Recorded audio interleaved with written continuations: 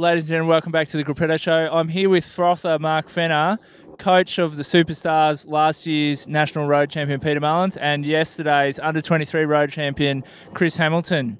Fenner, you must be frothing. Oh, there's a massive amount of froth, yeah. I've been controlling it all evening and all night, and it has led to a little bit of dryness and a throat like a Comanche's moccasin this morning. Yep. Like a what? A Comanche's moccasin. What's a Comanche? It's an Indian. So tell us about Chris's prep. Oh, look, it was a really perfect prep. What's been really interesting with Chris, a lot of the mountain bike transitional riders, is that they have that split focus. So it's actually quite a complex program to get sorted because you want them to perform at both sports. Mountain biking obviously is very, very explosive, short efforts, shorter race. Road racing obviously comes down to that sort of 3 hour mark when it starts to get real, and so it's a really tough one to get right. I think, and we chatted about it yesterday, is that you have to understand the specifics of the event, and we had I had the likes of Peter and Chris and Robbie Hucker, who I coach, come up here, and we do very specific sessions, doing absolute repeats of exactly what they're going to do behind the moto. And when you've got one of those sessions in the bag and you've nailed it, and I can look at that data and I can go, actually, that would have won the champs last year. It gets you in a pretty good place, and you know that your rider has that confidence and belief, and that's the big key about it. You have to believe. There's lots of riders out there, as Chris would say, who goes, we do 600k, we do 6 hour rides, and that plays with your head as a rider, because you go, am I fit enough? I haven't done 6 hour rides.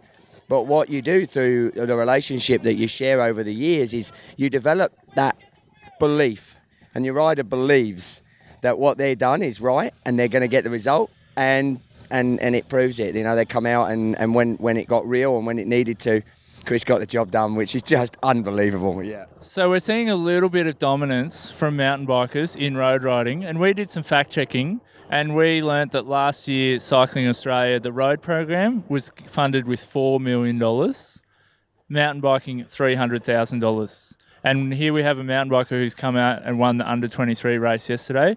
What are your thoughts about funding and for mountain biking versus road?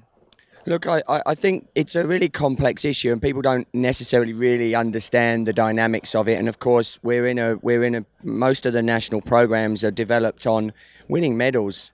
And unfortunately, the component of road and track is there's variables that are a lot more controllable. So you could throw a huge amount of money into your mountain bike program only for them to have a puncture out in the back of the course after spending $1 million bucks on a rider. And unfortunately, all the time that the system is like that, I don't see the funding model changing much, to be honest. What mountain biking has, and what it always has, is it has that ability to draw younger riders into a sport where their parents can see them achieving great things, getting that, getting that application and dedication in an environment which is safe, it's off the roads, and they have fun. And I think it's, as you've already looked, it is an absolutely fantastic conduit to riders coming into the sport. Mountain biking again needs to have an ability to have funding, which means that the riders have a pathway. If you're a top rider now, and you go, well, I've got this opportunity to go continue mountain biking to go to Olympics or go on to try and be a mountain biker in Europe. What you're going to do? You're going to fund that yourself on your credit card. The likes of Dean from Talk, has done a huge amount for mountain biking in this country, out of his own pocket. But he's a realist, and he understands that there's a transition there. So the rider goes, right, what am I going to do now? I'm going to go for Olympics and come out with $100,000 debt at the end of it, or am I going to get to as far as I can and then potentially go, well, hang on, here could be a road contract where in 2 years' time I could be in Europe, be earning €100,000, actually have a living and buy a car, have a house, and set myself up for life. And I think we chat about it all the time, and I don't know how that changes, but we need to create a pathway whereby there is that progression, that a rider that is a great mountain biker and loves mountain biking can see a future in mountain biking. And until we do that, until we find a model that funds that, we're always going to be a transitional sport. Mountain biking will always be a transitional sport into road riding. That's the way it is, and it does develop massive talent, as we see. It's an amazing talent pool. So last question, Fens. We'll see Peter winning last year, Chris winning this year. You're a guy that concentrates a lot on figures, on watts, etc. Are there also special human characteristics that make Chris and Peter the champions they are? Yeah, I think there is. I think I am very much involved in the numbers, but the numbers only play a small part of it. You have to have that physiology to do the job, but so much of it becomes something about their mentality, their love and passion for the sport. You saw the pictures of Peter after the race yesterday in tears, and you can't buy that. You can't teach that. It's just passion.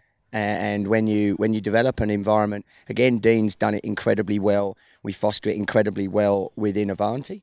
Is that you develop a system by which everyone has fun, but they get the job done.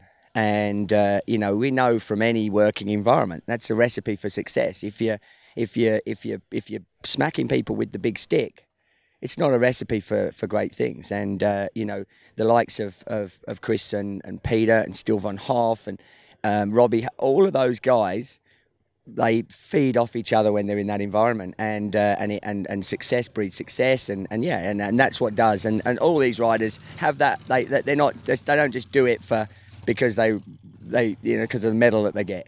They do it because they love it and they're passionate about it. They're frothers, mate. They love riding bikes. Yeah, that's right. You can't go out and do what these guys do, train as hard as they do, through the thick and the thin, the cold, the rain. You can't do that unless you have a passion and a massive amount of froth for the sport that we all love, Yeah. Terrific. Thanks, Frother.